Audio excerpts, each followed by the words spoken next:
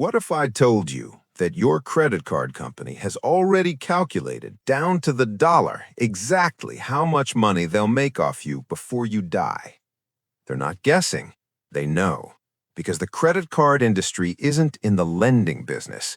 They're in the trap business. And right now, Americans are carrying over $1.17 trillion in credit card debt. Not a million, not a billion, a trillion. Stay with me for the next 5 minutes because I'm going to show you exactly how this trap works, why 70% of Americans are caught inside it, and the step-by-step escape plan they absolutely do not want you to know about. Let's start with the numbers because they are staggering. The average American household is carrying $8,674 in credit card debt right now, today. The average interest rate on that debt? Over 22% APR, the highest it has been in 30 years.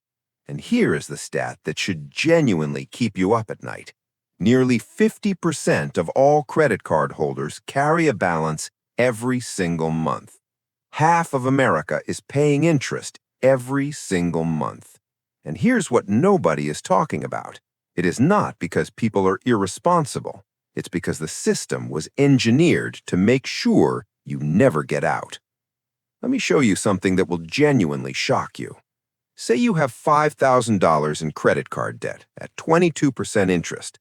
You decide to be responsible and pay the minimum payment every single month. That's usually around $100 to start. How long does it take to pay that off? Over 30 years, and you will pay over $10,000 in interest on a $5,000 debt.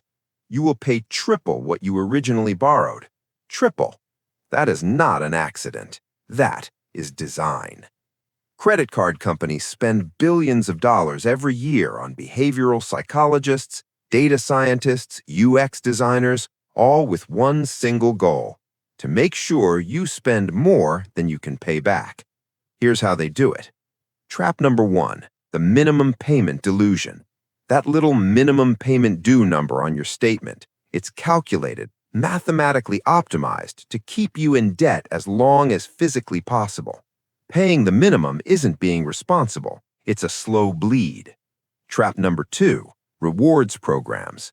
Studies show people spend 12 to 18% more when paying by credit card versus cash. Your brain literally feels less financial pain when you swipe. And that cash back you're so excited about? The bank already factored it in. They're still winning. Trap number 3, the 0% introductory rate. 0% interest for 12 months. Sounds amazing, right?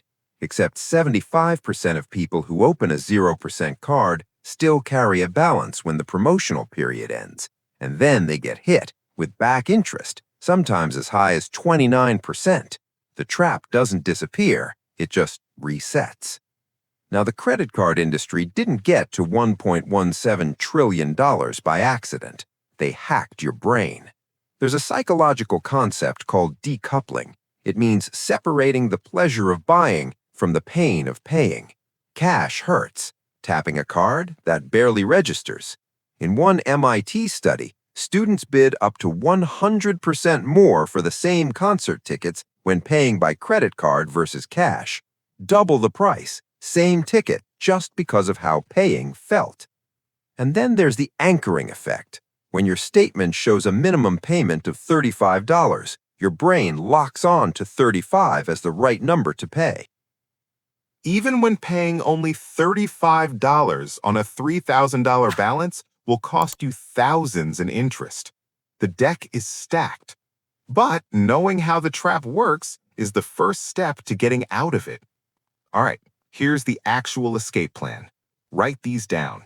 Step 1. Stop the bleeding first. Before you pay anything extra, you have to stop adding to the debt. Cut the cards if you have to. Put them in a drawer. Freeze them in a literal block of ice. I don't care. You cannot dig yourself out of a hole while someone keeps handing you a shovel. Step 2. Use the avalanche method. List every single card you have. Write down the balance and the interest rate next to each one. Then attack the highest interest rate card first while paying the minimums on everything else. Every extra dollar you put on your highest rate card is a guaranteed return equal to that interest rate. 22% guaranteed. You will not find that return anywhere on Wall Street. Step 3. Call and negotiate. Here's something your bank is definitely not advertising. You can pick up the phone, call your credit card company, and ask for a lower interest rate. Just like that. A 2023 survey found that 76% of people who called and asked for a rate reduction got one. 76%! The average reduction was 6 percentage points. 6 points on a $10,000 balance is $600 a year back in your pocket. One phone call. Step 4. Consider a balance transfer. If your credit score is in decent shape, a 0% balance transfer card can give you 12 to 21 months to pay down your balance with zero interest. But, and I need you to hear this, you need a real, concrete plan to pay it off before the promotional period ends. Otherwise, you are not escaping the trap. You're just moving it. Step 5. Build the never again buffer. The reason most people fall back into credit card debt? A surprise expense, car repair, medical bill, job loss, and no cash to cover it. Even a $1,000 emergency fund dramatically reduces your chance of going back. Start there before anything else. The credit card industry makes $130 billion a year in interest and fees, mostly from people who are one bad month away from losing control. They built a machine, and for decades, they've counted on you not knowing how the machine works. Now you do. The escape plan isn't magic, it's not fast, but it is simple and it works. Start with one step today. Pick up the phone, call your card company, and ask for a lower rate right now. Because the best time to escape the trap was yesterday.